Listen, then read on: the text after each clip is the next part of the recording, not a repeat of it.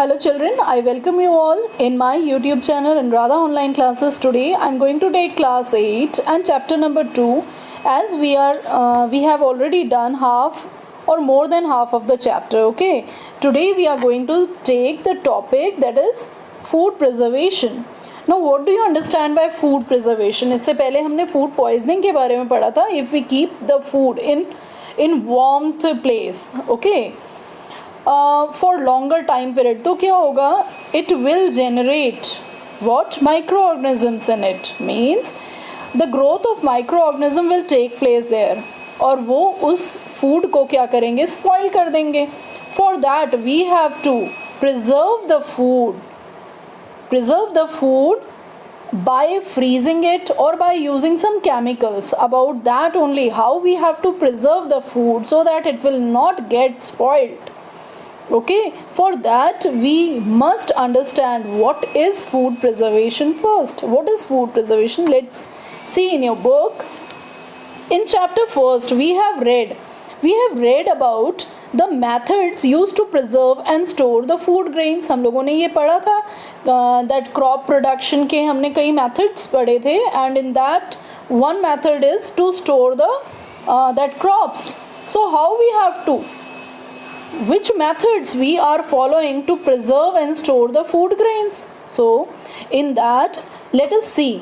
Under moist climate, अगर हमारे घर में कोई ब्रेड है, हमने ब्रेड यूज़ किया और ब्रेड बच गई, okay, that unused bread means bread left unused, हमने कुछ ब्रेड यूज़ कर ली, कुछ अनयूज्ड ब्रेड बच गई. बारिश के दिनों में खासकर ये चीज़ होती है. अंडर मॉइस्ट क्लाइमेट और conditions is attacked by fungus. अगर उसको हमने वैसे ही रख दिया तो आप कुछ टाइम बाद देखोगे कि उसके ऊपर फंगस आ गई है, राइट? क्यों? क्योंकि मॉइस्चर में माइक्रो ऑर्गेनिज्म का ग्रोथ थोड़ा सा फास्ट हो जाता है. Okay, now micro organism spoil our food. और उन माइक्रो ऑर्गेनिज्म ने क्या किया? It has spoiled our food. कैसे स्पॉइल किया? स्पॉइल्ड फूड हमें कैसे पता चलता है कि ये फूड स्पॉइल्ड है? या तो हम उसको स्मेल करके देखते हैं.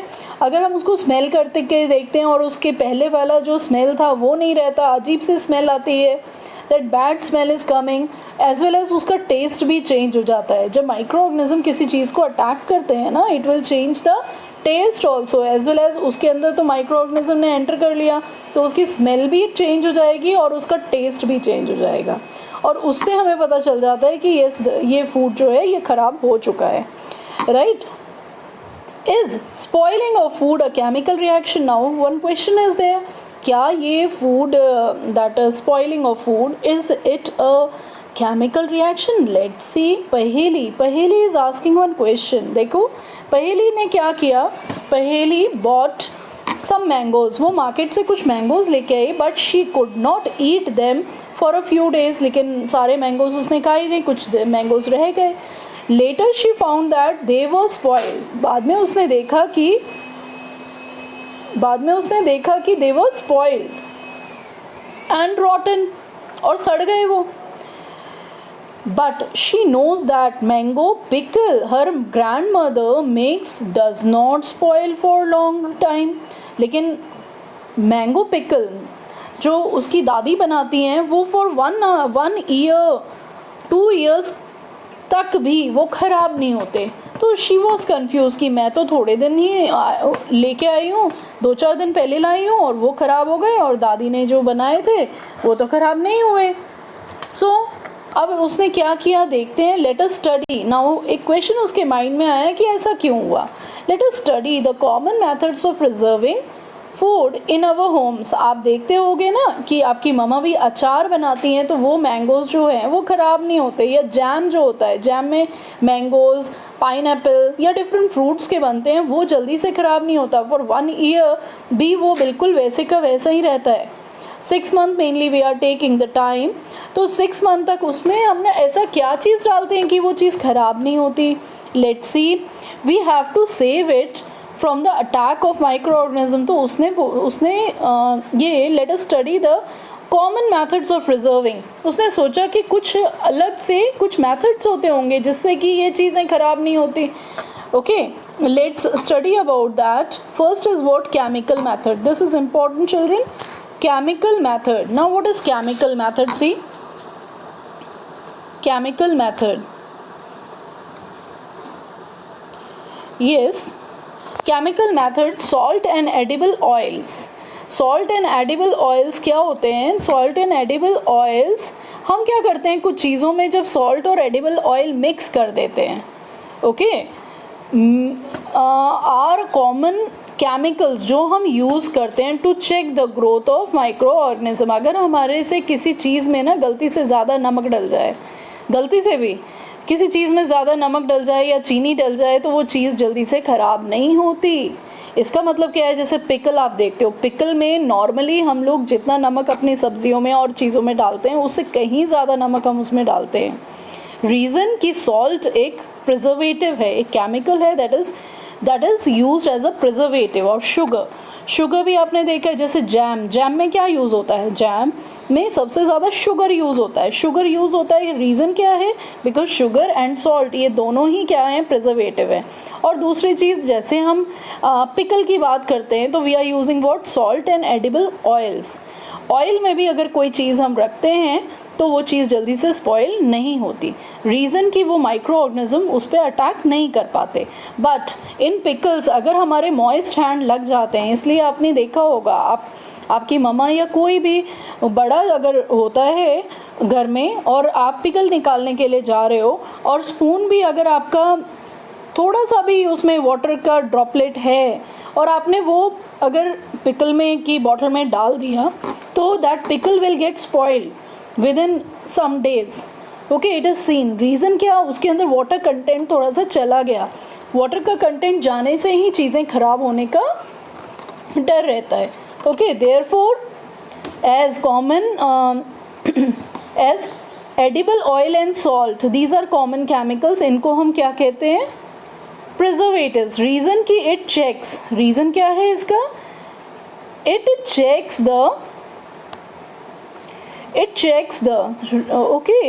the growth of it checks the growth of microorganism. Okay, check the growth of microorganism. Okay children, let's come to the next, that is we add. So what is the reason for that? That is what children, it is here growth है ना, growth of microorganism को check करता है. Check the growth of microorganism. That is why they are called what? Preservatives. This is important one. So just underline this. Okay. Now we add salt and acid preservative. Salt and acid preservative to pickle, to prevent the attack of microbes. तो हम क्या करते हैं उसमें, आपने देखा होगा vinegar भी कुछ लोग डालते हैं.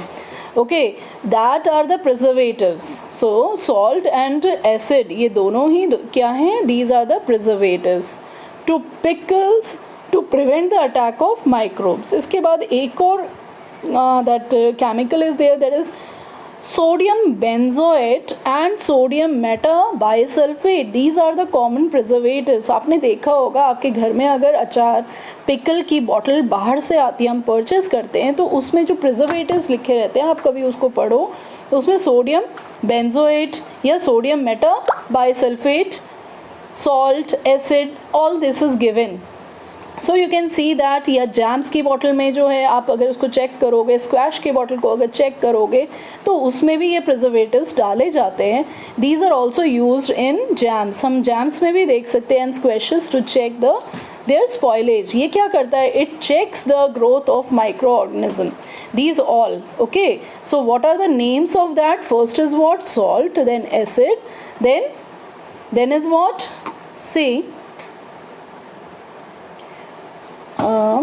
first what we have said? Yes, acid हो गया. Then this one salt.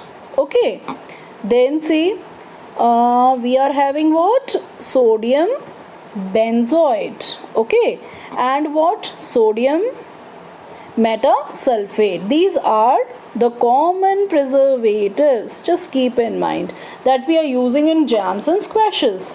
Okay, let's come to the next children, that is preservation by common salt. अब हम वन बाय वन सबके बारे में पढ़ते हैं कि सबसे पहले हम जब कॉमन सॉल्ट की बात करें, common salt is also a that preservative. Okay, how we can prevent the food by using common salt देखते हैं। Common salt has been used to preserve common salt has been used to preserve meat and fish for ages। आपने देखा होगा meet और fish में आप क्या करते हो, आप सॉल्ट लगा के अगर उसको रख दोगे थोड़े टाइम तक, या उसको सॉल्ट के उसमें करके आप फ्रिज में भी रख देते हो तो बहुत टाइम तक हम उसको रख सकते हैं, वो जल्दी से ख़राब नहीं होता है। तो meat and fish are covered with dry salt to check the growth of bacteria. तो बैक्टीरिया का ग्रोथ उसमें ना हो इसके लिए दैट दीज इंडस्ट्रीज़ जो इसको सेल करती हैं वो ज़्यादातर इसको सॉल्ट के कवर में ही रखती हैं। Okay, salting is common is also used as to preserve amla candy अगर आपने देखी होगी, इन दैट ऑल्सो ऊपर की जो कवरिंग होती है that is salt. Okay, and raw mangoes, tamarind, ये तो आपने देखा ही होगा। In that we are making pickles, तो इसको क्या किया जाता है, सॉल्ट, ज़्यादा सॉल्ट डाल के इसको प्रिजर्व किया जाता है, right. Okay, then after see where we are, इसके बाद आते हैं हम प्रिजर्वेशन बाय शुगर। ये तो हमने पहले बात की किसकी, सॉल्ट की। अब हम आते हैं प्रिजर्वेशन बाय शुगर पे आते हैं। Yes, preservation bye sugar. Now preservation bye sugar की बात करते हैं तो आपने जैम्स, इसका सबसे अच्छा एग्जाम्पल है जैम, जेलीज, देन स्क्वैशेस। इसमें शुगर देखते हो आप, अगर एक स्पून लेके और खाओ तो आपको शुगर बहुत ज़्यादा लगता है। स्क्वैश की बोतल में शुगर बहुत ज़्यादा डाला जाता है, even that cold drinks and all that, in that also sugar content is more, that is why वो जल्दी से ख़राब नहीं होता। They all are preservative. Sugar सबसे अच्छा प्रिजर्वेटिव होता है that we are using in jams. हम फ्रूट्स को ऐसे तो नहीं खा सकते, लेकिन उसको इस तरह से हम बना सकते हैं, जैम्स में यूज़ करके जेलीज़ बना सकते हैं। दूसरे फ्रूट्स और शुगर को यूज़ करके जैम्स बनती हैं, जेलीज़ बनती है, स्क्वैशेस बनते हैं, juice. Then these are preserved by sugar, jam, jelly, then squashes, these all are preserved by using what, sugar। तो sugar क्या करता है, it also reduces the what, moisture content which inhibits the growth of bacteria which spoil the food। So I think this is understood children। Let's come to the next। Pickle में एक और चीज़ आप देखते हो, अगर पिकल क्या, आप किसी भी चीज़ में अगर ज़्यादा ऑयल का यूज़ हुआ हो या विनेगर का यूज़ हुआ वो जल्दी से ख़राब नहीं होती है। तो what is the another thing, that is preservation by oil and vinegar. Okay, let's come to what is here. अब इसको कैसे यूज़ करते हैं, use of oil and vinegar prevent the spoilage of pickles. Pickles जल्दी से ख़राब नहीं होंगे अगर उसमें ऑयल का कंटेंट अच्छा होगा तो, एंड विनेगर इज़ यूज तो भी जल्दी से वो ख़राब नहीं होगा। रीज़न क्या है, because the bacteria cannot live in such environment. Bacteria उस एनवायरनमेंट में नहीं सर्वाइव कर पाता। Then vegetables, example is that vegetable, fruit, fish, meat, these are often preserved by this method. इस तरह से हम उसको प्रिजर्व कर सकते हैं, right. Let's come to the next, that is, अच्छा एक और चीज़ हम करते हैं, जिसके घर में फ्रिज नहीं है वो क्या करता है, पहले जो फ्रिज का रेफ्रिजरेटर तो सबके घर में नहीं हुआ करते थे, फिर भी चीज़ें ख़राब नहीं होती थी, उसके लिए वो क्या करते थे, उसको प्रॉपरली हीट करते थे। ओके, प्रॉपरली अगर किसी चीज़ को अच्छे से हीट, उसको गर्म करोगे, then also that food item will get preserve for some time. या फिर हम इसका ठंडा treatment is what, cold treatment is refrigerator, right. So we must have observed what, so next is what, heat and cold treatments. इसमें हम देख सकते हैं कि आपकी मदर जो है boiling milk, she is boiling milk आता है, उसको अच्छे से बॉयल करती हैं before it is stored and use. उसको यूज़ करने के पहले उसको हीट करती हैं ताकि उसके अंदर अगर कोई भी माइक्रोब्स प्रेजेंट हैं तो that boiling will kill that micro organism, तो वो माइक्रो ऑर्गेनिज्म को किल कर देंगे। रीज़न क्या है आपको पता है दैट जैसे टाइफॉइड, कॉलेरा, ये तो वाटर बॉर्न डिजीज़ेज हैं, तो वो क्यों डॉक्टर प्रिस्क्राइब करते हैं उस टाइम पे कि वाटर को बॉयल करके ठंडा करके पियो। दैट मीन्स बॉयल करने से क्या होगा, वाटर के अंदर जितने माइक्रो ऑर्गेनिज्म प्रेजेंट हैं at that time that will get killed. Okay, so boiling kills many microorganism, right? So keep in mind boiling, heating से क्या होता है, microorganism को वो kills कर सकता है, right? Now next is what children, let's see. Similarly we keep our food in refrigerator first आपने देखा कि by boiling, by heating the food item or product, या फिर हम उसको इतनी ठंडी जगह पे रखें कि माइक्रो ऑर्गेनिज्म वहाँ पे ग्रो ना कर सके। Low temperature inhabits, okay, low temperature inhabits the growth of microbes, okay. So now one question is there that this cartoon is having one that blue box, and is asking one question, why does the milk that comes in packets not spoil? ऐसा क्या होता है कि ये जो packet में milk आता है ये जल्दी से ख़राब नहीं होता? तो mother told me that the milk is pasteurized. उसकी मदर ने बताया कि ये पास्चराइज होता है। अब नाउ द क्वेश्चन अराइजेस कि पास्चराइजेशन होता क्या है। Let's see, pasteurize milk, see children, pasteurize milk can be consumed without boiling. Okay, जो हम लोग जो घर में पैकेट्स लेके आते हैं ना, all that are pasteurize milk. Now वो पास्चराइज मिल्क को आप बिना बॉयल किए भी आप यूज़ कर सकते हो, कंज्यूम कर सकते हो। रीज़न क्या है, विदाउट बॉइलिंग भी हम इसको यूज़ कर सकते हैं। Reason is it is free from harmful microbes. The milk is heated to about 70 degrees Celsius for 15 to 20 seconds and then suddenly chilled। देखो उसको 15 to 30 seconds तक उसको क्या किया, हीट किया, 70 डिग्री सेल्सियस पे उसको हीट किया, एंड आफ्टर दैट सडनली उसको एकदम रेफ्रिजरेटर के टेम्परेचर मतलब 0 डिग्री टेम्परेचर पे उसको क्या कर दिया, उसको चिल्ड कर दिया, and then it is stored. और फिर उसको स्टोर किया। इससे क्या होगा, इससे ये होगा कि by doing so it prevent the growth of microbes. इस मेथड से माइक्रोब्स की ग्रोथ जो होती है इट गेट्स स्टॉप्ड, राइट। और this process was discovered by Louis Pasteur, that is why it is known as what, pasteurization. This is very important term. What is pasteurization? So what is pasteurization? Pasteurization is the process in which milk is heated to about 70 degrees Celsius for 15 to 30 seconds and then suddenly chilled and stored, okay, and it prevents the growth of microbes. That is why, as it is discovered by whom? By Louis Pasteur. It is discovered by Louis Pasteur. Louis Pasteur. That is why this is known as what? Pasteurization. So it is from here. It is from here to the next line. Okay, children. This one. Then suddenly chilled and stored. By doing so it prevents the growth of microbes. This process is discovered by this. That is why it is called what? It is called pasteurization. Okay, I think this is clear to you. Let's come to the next one, that is storage. That is what? Storage and packing. Storage and packing. Yes, storage and packing. Now what is storage and what is packing? So you should know कि अब storage क्या होता है, किसी भी चीज़ को क्या किस तरह से हम रखते हैं कुछ टाइम के लिए।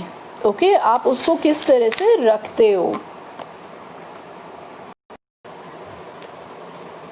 Yes children, now let's come to storage and packing. Now these days dry fruits, आपने देखा होगा dry fruits and even vegetables are sold in sealed airtight packets. Okay, sealed packets में उसको क्यों रखते हैं? क्योंकि एयर से अगर किसी चीज़ को हम प्रोटेक्ट करते हैं, दैट मीन्स एयर में क्या होता है, वाटर वेपर भी होते हैं, माइक्रोब्स भी प्रेजेंट होते हैं. अगर हम उसको एयर सील टाइट पैकेट्स में रखेंगे, उसको स्टोर करेंगे, तो that will prevent the attack of microbes. Okay, let's see. These is dry fruits. आपने देखा होगा ड्राई फ्रूट्स को हम क्या करते हैं, इवन द वेजिटेबल्स भी, मशरूम्स आपने देखा होगा mainly. these are sold in sealed air packets to preserve what, to prevent the attack of what, microbes, right? To prevent the attack of microbes. Yes, this one is this tight packets, airtight packets. आपने देखा होगा in lunch box also, your mother is using airtight lunch box. It prevents the food from getting spoiled. ठीक है. Now let's come to the next, that is, yes children, we are at what, nitrogen fixation. Okay, nitrogen fixation क्या होता है? अब nitrogen fixation के बारे में we have read in class 7th also. Okay, in class 7th you have read about nitrogen fixation. आपको पता है प्लांट्स जो है डायरेक्ट एटमॉस्फेरिक नाइट्रोजन को यूज़ नहीं कर सकते. They have to take the nitrogen in indirect form. Means you know about that rhizobium bacteria. Okay, bacteria that is rhizobium bacteria सारे plants में present नहीं होते. some plants like pulses, peas, okay, some plants like pulses, peas, इसमें जो है root nodules present होते हैं उस जगह पे. फिर क्या होता है उस जगह पे ये बैक्टीरिया रहते हैं. These bacteria live in that places. Okay, so we can see here they have also told about bacterium rhizobium. Okay, now let's start with this. It is involved in the fixation of nitrogen in leguminous plants. These bacteria are involved in fixation of nitrogen in leguminous plants. Like example is given, pulses. Okay, rhizobium अब क्या होता है, bacteria होता है that lives in the root nodules of leguminous plant. वो root nodules में रहता है. इसके बाद नेक्स्ट पेज में हमें पिक्चर दी हुई है रूट नोड्यूल्स की. Let's see that. It is given here, you can see this. ये जो रेड से मार्क किया हुआ है मैंने, these all are root nodules. Root nodules में वो जो आप छोटे छोटे वो देख रहे हो, these are the bacteria. These are rhizobium bacteria. Okay, roots of these plant with root nodules. और इसमें वो बैक्टीरिया रहते हैं. Right now, peas हो गया, beans हो गया, इन plants में ये mainly मिलेंगे आपको, with which it has a symbiotic relationship. अब symbiotic relationship क्या होता है? मैं तुम्हें ये दूंगी, तुम बदले में मुझे ये दो. So these bacteria are giving the usable form of nitrogen to the plants, and plants are giving nutrition to these bacteria. plant उनको खाने के लिए देते हैं और ये बैक्टीरिया जो है नाइट्रोजन को कन्वर्ट करके उसको यूजेबल फॉर्म में बना के इन प्लांट्स को प्रोवाइड करते हैं. थ्रू द सॉइल में होता है, सॉइल से वो रूट जो है, रूट के अंदर ये बैक्टीरिया प्रेजेंट है, ये बैक्टीरिया उसको कन्वर्ट करके प्लांट्स को दे देंगे. अब प्लांट्स को उसकी ज़रूरत क्यों होती है? The plants they are preparing carbohydrate में जो है carbohydrate, the food what the plants prepare that is rich in carbohydrate, mainly वो carbohydrate starch होता है. but some plants are there which are making other component of food, that is protein also. जैसे हम beans pulses की बात करें. Okay, अब ये बीन्स और पल्सेस में प्रोटीन्स के फॉर्मेशन में what is the main requirement, that is nitrogen. तो नाइट्रोजन उसको कैसे मिलेगा? डायरेक्ट एटमॉस्फेयर से ले नहीं सकते. Now this bacteria is helping them giving nitrogen to the plant. Okay, so इस तरह से इन दोनों के बीच में क्या है, एक सिम्बायोटिक रिलेशनशिप है. ओके, लेन देन है इन दोनों के बीच में. Sometimes nitrogen get fixed through the action of lightning. कई बार क्या होता है, नाइट्रोजन सॉइल में with the help of lightning also it get fixed. Okay, but you know that the amount of nitrogen, आप को ये पता होगा amount of nitrogen in atmosphere remains constant, वो जो है वो इट रिमेन्स कांस्टेंट, वो चेंज नहीं होता. Okay, it will not get change, it remains constant. Okay, let's see in next. ये चीज़ हम लोग अभी नेक्स्ट सेक्शन में पढ़ेंगे. That is what nitrogen cycle. आप देख सकते हो यहाँ पे nitrogen cycle, you can see properly.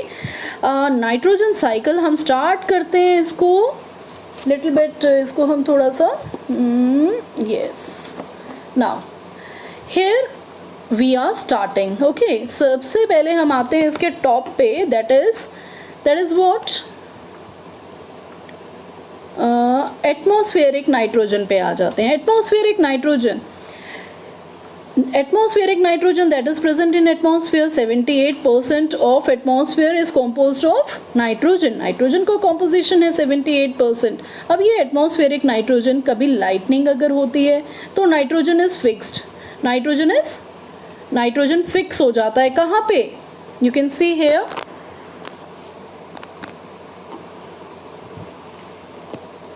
Yes, we can see here. ये नाइट्रोजन फिक्स हो गया और इसने क्या किया? It converted this nitrogen into the compounds of nitrogen in the soil. ये नाइट्रोजन गया और सॉइल में जो है मिक्स हो गया. ओके, तो एटमॉस्फेरिक नाइट्रोजन जो है सॉइल में जाके मिक्स हो गया with the help of lightning. ये तो एक प्रोसेस हो गया. बट हर बार तो लाइटनिंग से नाइट्रोजन फिक्स नहीं हो सकता, क्योंकि लाइटनिंग तो एक पर्टिकुलर वेदर में होता है. बारिश के दिनों में मेनली लाइटनिंग हैपन्स. उस टाइम पे नाइट्रोजन फिक्स करने का मेन वर्क जो है वो लाइटनिंग करता है. बट अभी हमने just now we have read about rhizobium. Okay, rhizobium bacteria, अब वो भी फिक्स करता है. Let's see the second way. दूसरा वे क्या है नाइट्रोजन फिक्स करने का? This is nitrogen fixing bacteria. second way is what? nitrogen fixing bacteria and blue green algae. ये दोनों के दोनों हेल्प करते हैं. it fixes the atmospheric nitrogen. इसके बाद आते हैं बेटा, let's come to the next. that is, अब ये nitrogen fixing bacteria ने क्या किया, और that blue green algae, what they have done, they fixes the nitrogen. अब these bacteria in turn fix nitrogen into nitrogenous compound. उसने change कर दिया इसको किस में? नाइट्रोजनस कंपाउंड्स में चेंज कर दिया. ओके, अब नाइट्रोजनस कंपाउंड्स में उसने चेंज कर दिया. Then after it get mix with the soil, फिर वो सॉइल के अंदर मिक्स हो गया. अब ये जो सॉइल के अंदर मिक्स हो गया, उन प्लांट्स को किसने खाया? लेट्स सी, उन प्लांट्स को किसने खाया? उन प्लांट्स को, these are uptaken by plants. These are means that nitrogen is uptaken by plants. Plants को मिल गया. अब इन plants को किसने खाया? Animals ने खाया. Animals ने खाया तो animals को nitrogen मिल गया. अब animals और plants ये दोनों जब when they become dead, when they die, they are getting mixed with the soil. वो soil के अंदर mix हो जाते हैं. अब इनके जो waste हुए, nitrogenous waste, या फिर animal जो excreta करता है, जो waste product होता है animal का, या plants का जो waste होता है, dry होके leaves गिरती हैं नीचे, तो that is getting mixed with the soil. तो वो जो nitrogenous waste from excreta and death, दोनों से nitrogenous waste जो निकलता है, that is again getting mixed with the, yes, that is again getting mixed in the soil. Okay, अब soil में मिक्स हो गया तो सॉइल तो सारा नाइट्रोजन अपने पास नहीं रखता. तो क्या करता है वो? बैक्टीरिया टर्न कंपाउंड्स, कुछ ऐसे बैक्टीरिया होते हैं, they turn the compounds of nitrogen. इसने नाइट्रोजन जो सॉइल में प्रेजेंट था, they converted the nitrogen into nitrogen gas. Again उस बैक्टीरिया ने क्या किया? इसने कन्वर्ट कर दिया उस नाइट्रोजन को in gaseous form. Okay, firstly you can see rhizobium. हम लोगों ने अभी यहाँ पे क्या देखा था? That here we have seen ना, this one we have seen here. एक बैक्टीरिया था जिसने एटमॉस्फेरिक नाइट्रोजन को कन्वर्ट किया and converted that into nitrogen compounds and mixes that with the soil. और दूसरा बैक्टीरिया आप देख रहे हो यहाँ पे, it turn compounds of nitrogen जो soil में present था into nitrogen gas form. Okay, so this gaseous form again ये कहाँ चला गया, एटमॉस्फेयर में, एयर में चला गया and it get mixed with the atmospheric nitrogen. देखो यहाँ से जो ये इधर आ रहा था तो इसका कंटेंट क्या हो रहा था, माइनस हो रहा था. ओके, इट गेट्स माइनस, लेकिन यहाँ पे देखो ये दोबारा से एडअप हो गया. So in this way we can say कि नाइट्रोजन का जो बैलेंस होता है ना, इट इज सेम, मीन्स इसका कंटेंट जो होता है वो इक्वल होता है, राइट? इसका कंटेंट इक्वल होता है. That is why we are saying this is a cycle. In one form we are taking it from the that atmosphere, then again in another form some bacteria are taking that nitrogen from atmosphere and convert into usable form, or some bacteria present in the soil are converting that nitrogen compound into again atmospheric nitrogen. तो ये cycle चलती रहती है. That is why its content is what, equal all the time. Okay, it is balanced. Now we can see what is written here. ये nitrogen cycle exam के point of view से important है. आपको ये, अगर आपको ये वेन डायग्राम समझ में आ गया, you can write about it. Just have a read, have a look. Our atmosphere है 78% नाइट्रोजन गैस. कितना नाइट्रोजन गैस है? 78%. Okay, nitrogen is one of the essential, it is one of the essential constituent of all living organism, as it is a part of protein. Yes, chlorophyll, nucleic acid and protein, chlorophyll, nucleic acid and vitamins. ये सभी चीज़ों के लिए that nitrogen is essential. Okay, now let's see the atmospheric nitrogen cannot be taken directly. ये nitrogen, atmospheric nitrogen को हम directly नहीं intake कर सकते. बाय प्लांट्स एंड एनिमल्स, दोनों ही उसको डायरेक्ट नहीं ले सकते. सर्टन बैक्टीरिया, इसलिए some bacteria are there, that is blue green algae, और दूसरा बैक्टीरिया आपको पता है कौन सा है, rhizobium, present in the soil, fixes the nitrogen from the atmosphere and convert it into what, compounds of nitrogen. Compounds of nitrogen में convert हो गया. Now once the nitrogen is getting converted into these usable compounds, it can be utilized by what? It can be utilized by plants and the soil through their root system. Okay, so nitrogen is then used for the synthesis of plant. Okay children, let's come to the next line, that is proteins and other compounds. Proteins and synthesis of plant protein and other compound. Yes, this is also the same. इसको उसने convert कर दिया proteins and other compounds में. Now animal feeding on plants get proteins. It get proteins. Animal feeding on. This one is animal feeding on plants. Animal feeding on plants get the proteins and other nitrogen compounds when these plant die. जब ये plants die, मर जाते हैं, तो क्या होता है, again some bacteria and fungi present in the soil, it get these nitrogen waste into nitrogenous compounds. This is important one. अब किसने उसको चेंज कर दिया, when these plants die. Okay, when these plants die, bacteria and fungi present in the soil convert the nitrogen waste into nitrogenous compound again. Certain other bacteria convert some part of them to nitrogen gas, and again it goes back in the atmosphere. As a result, the percentage of nitrogen